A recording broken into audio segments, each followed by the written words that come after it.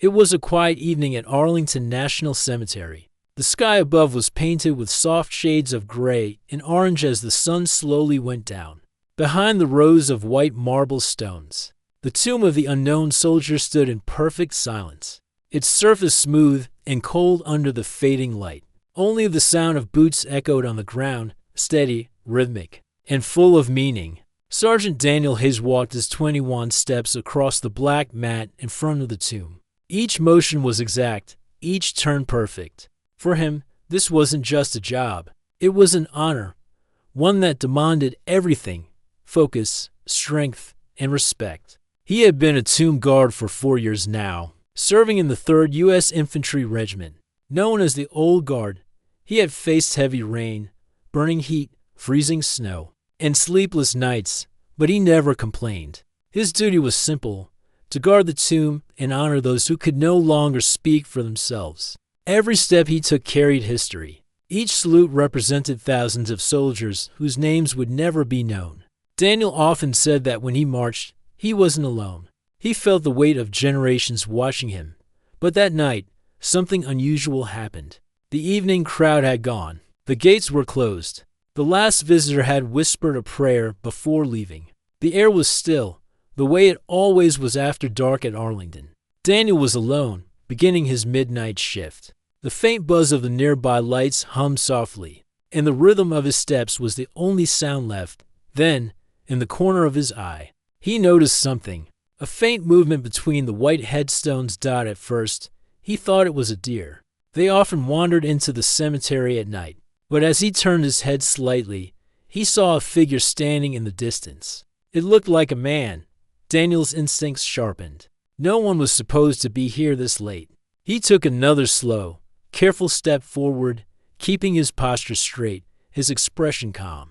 "Sir, the cemetery is closed to the public," he said in a firm but respectful tone. The figure didn't answer. It stood motionless, watching him. The man wore a uniform, but not a modern one. His jacket was an older design, and the cap on his head looked like something from the early 1900s. Even from far away, Daniel could see that the man's clothes were worn, faded, and dusty. For a brief moment, Daniel wondered if this was some kind of reenactor or maybe a visitor who had lost his way. But the way the man stood, it wasn't normal. His posture was stiff, proud, like someone used to standing in formation. Then the man raised his right hand and saluted. Daniel froze. The salute was perfect. Not casual, not playful. It was the kind of salute that came from a soldier who knew exactly what it meant. Before Daniel could react, the figure faded, like mist in the night air. 1 second he was there, the next he was gone. Daniel's heartbeat quickened. He had seen many things while on duty: storms, lightning, even wild animals that crept near the fence. But this was different. He stood still, his breath shallow, his eyes scanning the empty ground. There was no one there. He didn't move from his post. Tomb guards never abandoned their watch, not for anything. So he kept walking, kept counting his 21 steps, kept doing what he was trained to do. But the image wouldn't leave his mind. When his shift ended, he didn't mention it to anyone. He went to the locker room, changed his uniform, and told himself that maybe his eyes had played tricks on him in the dark. But deep down, he knew what he saw was real. The next night, Daniel took his post again. The air was colder, the moon brighter. The cemetery was silent except for the soft rustle of leaves. Hours passed without anything strange. Then, just before midnight, the same thing happened. The same man appeared, standing in the same place. The same uniform. The same salute. Daniel's hand twitched, but he forced himself to stay composed. He didn't speak this time. He only watched. And then, once again, the man slowly faded away.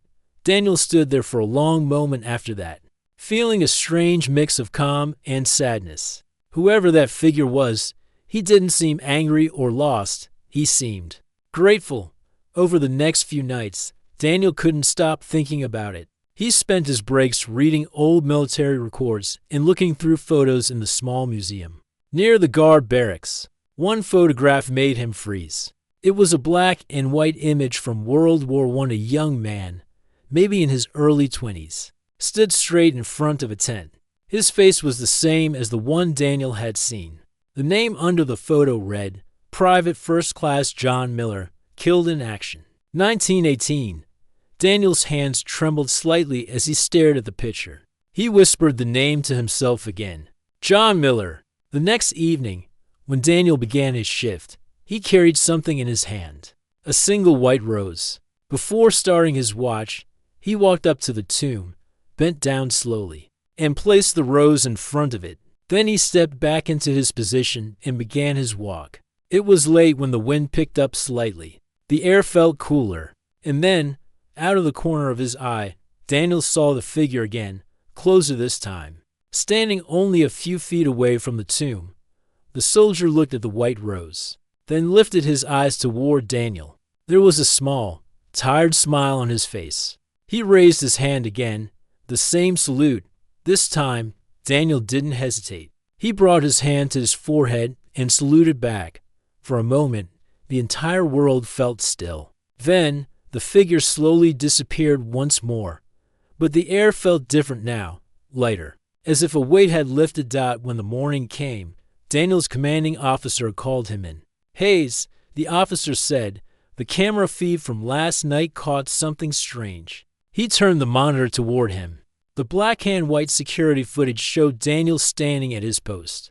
And beside him, faint but visible, was a shape, a tall man in an old-style uniform. Hand raised in salute, the officer frowned. Could be a camera glitch. Could be fog. Still, it's unusual. Daniel just nodded. Yes, sir. But when the officer asked, do you have any idea what it could be? Daniel took a deep breath and answered softly, I think one of them finally found peace. The officer didn't press further. He just nodded and let Daniel go. Word began to spread quietly among the guards. Some dismissed it as a trick of the light. Others believed it without question. But from that night onward, Daniel's service felt different. When he marched his 21 steps, he felt as though someone walked with him. Unseen but present, a week later, something else happened that made people outside the old guard take notice.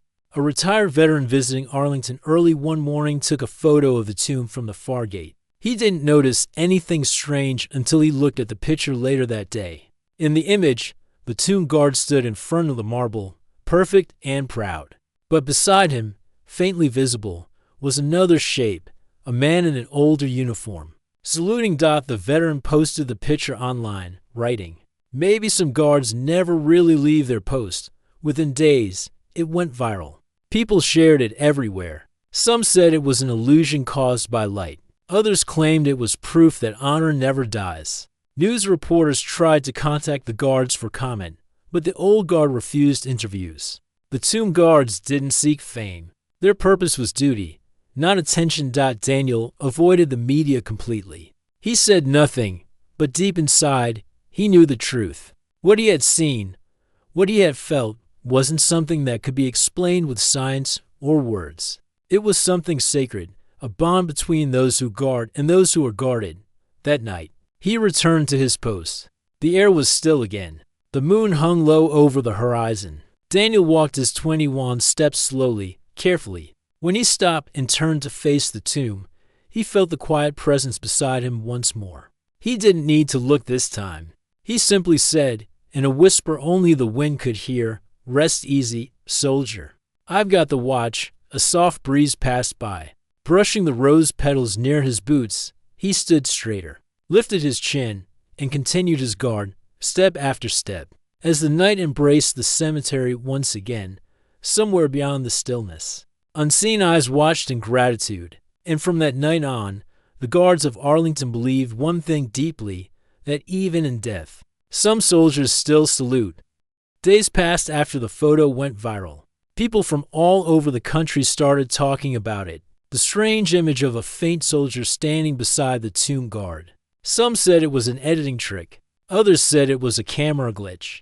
But many believed something greater had happened that night at Arlington. Something that proved honor never dies. Sergeant Daniel Hayes didn't care about the online talk. He continued his work as usual, calm and silent. He didn't speak about what he saw, not even to his close friends in the old guard. He didn't need to.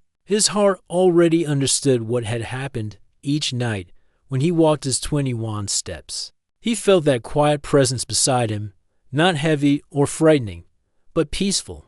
It was as if someone was keeping watch with him, an unseen brother standing shoulder to shoulder in the dark. People began visiting the tomb more often. Veterans, families, and children came with flowers, flags, and small notes. Some left medals. Some whispered prayers. Many stood in silence, simply watching the guards perform their slow, perfect walk. A woman once told Daniel, "When I'm here, I feel like the whole place is alive with memories." He only nodded, because he knew exactly what she meant, but the night still carried their secrets. One evening, a storm rolled over Arlington. Thick clouds covered the sky. Rain began to pour heavily, and thunder rumbled in the distance. Guards were trained to stay no matter what. Through lightning, wind, or snow, the watch never ends. Daniel stood tall, his uniform soaked, his rifle glinting under flashes of lightning. The rain hit his face, but he didn't blink. He kept walking his steps, turning sharply, saluting the tomb each time he reached the end. Hours passed. The rain grew heavier, but Daniel didn't move from his duty. Then, for a brief moment, lightning lit the whole plaza, and in that flash, he saw a figure again, standing just behind the tomb, clear as day.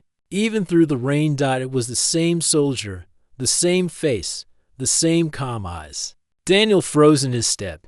He felt no fear, only deep respect. The figure lifted his hand in a salute once more.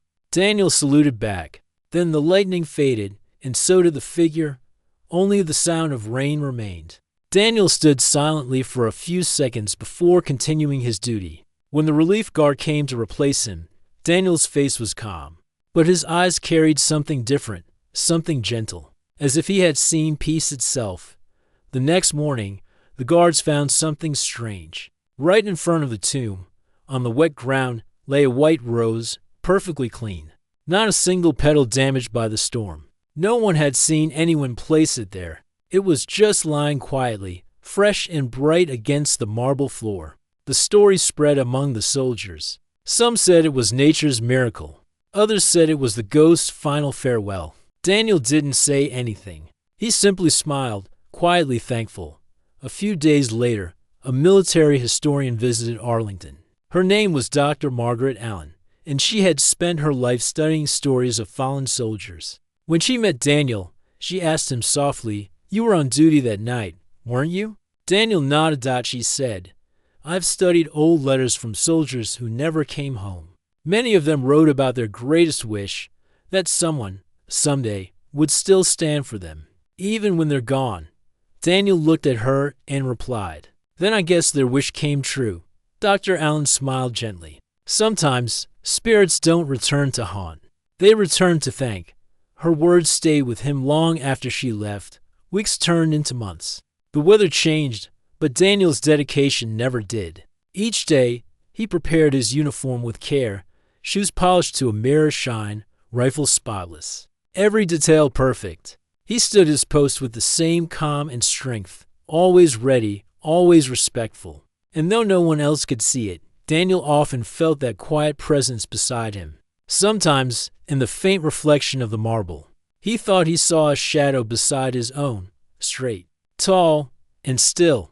Then, one winter evening, the commanding officer called Daniel into his office. "Hayes," he said, "we've had thousands of people writing letters. They say your watch has inspired them.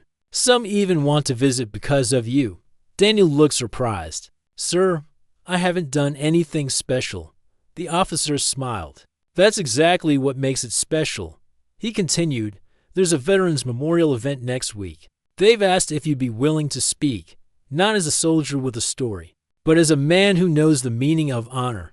Daniel hesitated. He wasn't used to speeches. He preferred silence and action. But then he thought about the soldier, the salute, the smile, the rose. Maybe, he thought, sharing this could remind people that duty and gratitude never fade. So he agreed. The event took place in a large hall near Washington. D.C. veterans in wheelchairs, young recruits, families, and children filled the room. Flags lined the stage. Daniel stood before them, his dress uniform spotless, his gloves white, his posture perfect. When he began to speak, his voice was calm but strong. "I don't have a story of battle," he said. "My story is about standing still, about keeping a promise to those who can't speak anymore. When you stand at the tomb, you realize that silence can be louder than words." The room was completely quiet. You could hear every breath. Daniel continued softly. "One night, I felt that someone was standing with me. I can't explain it. Maybe it was memory. Maybe it was faith. But I believe that when we honor those who came before us, they never truly leave." A few people wiped their eyes.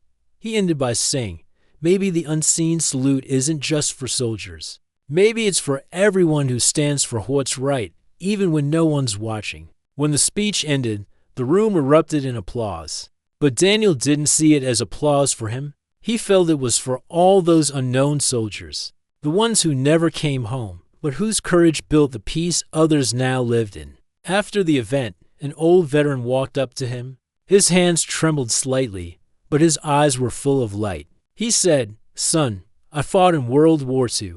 I lost friends out there. Thank you for reminding me they're still with us." Daniel shook his hand and said, "They always are, sir." Later that evening, Daniel returned to Arlington. The sky was clear, the stars shining bright above the silent rows of graves. He walked slowly to the tomb. No one else was around. The place was calm, peaceful. He stopped and looked at the marble surface, the eternal flame nearby glowing softly in the dark. Then, as the wind moved gently through the trees, Daniel felt that familiar presence again. He looked up, and there he was, the same soldier. But this time, the man wasn't alone.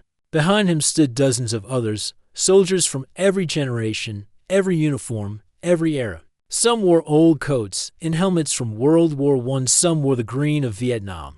Some wore modern camouflage. They stood in a perfect line, shoulder to shoulder, eyes forward. Daniel's throat tightened slowly. Every one of them raised their hand in salute. The air around him felt full, not with fear, but with pride. The silence of the night was filled with unseen strength. Daniel's eyes glistened, but he stood tall and returned the salute. He held it for several seconds, not daring to breathe. When he lowered his hand, the figures faded slowly into the soft light, leaving behind only the echo of their unity. The wind whispered gently through the marble rows. Daniel heard something faint, almost like a voice, quiet, but clear. "Thank you for keeping the watch." He smiled, a small and humble smile, and whispered back, "Always." From that night on, Daniel never saw the figure again, but he felt peace, not sadness, not emptiness, but peace. He knew the soldiers had finally moved on, their duty complete. Years later, Daniel retired from active duty. He lived quietly near Arlington, never speaking publicly about what happened. Every year, on the same night, he visited the tomb alone. He would stand for a while in silence, then kneel and place a single white rose in front of it. Visitors who passed by often wondered who the man was. He looked older now, his hair touched with gray, but his back still straight, his eyes calm. Some asked him kindly, "Sir, why do you always bring a white rose?" He would smile softly and say, "Because someone once smiled back." Then he would salute the tomb, turn slowly, and walk away as the evening light faded. People who watched him sometimes said they saw something strange, a flicker, a shadow moving beside him for just a second. Some said it looked like another soldier walking with him. Others said it was just light, but those who truly believed knew what it was. It was respect, living and eternal. At Arlington, silence speaks louder than words. And though no one could see them, the guards of the past still stood their eternal watch, unseen but ever present, proud and thankful for every salute returned in their honor. And so, the story of the tomb guard who saw a ghost became part of Arlington's quiet legend. Not written in books, not carved in stone, but carried in the hearts of all who visit, reminding them that honor never dies.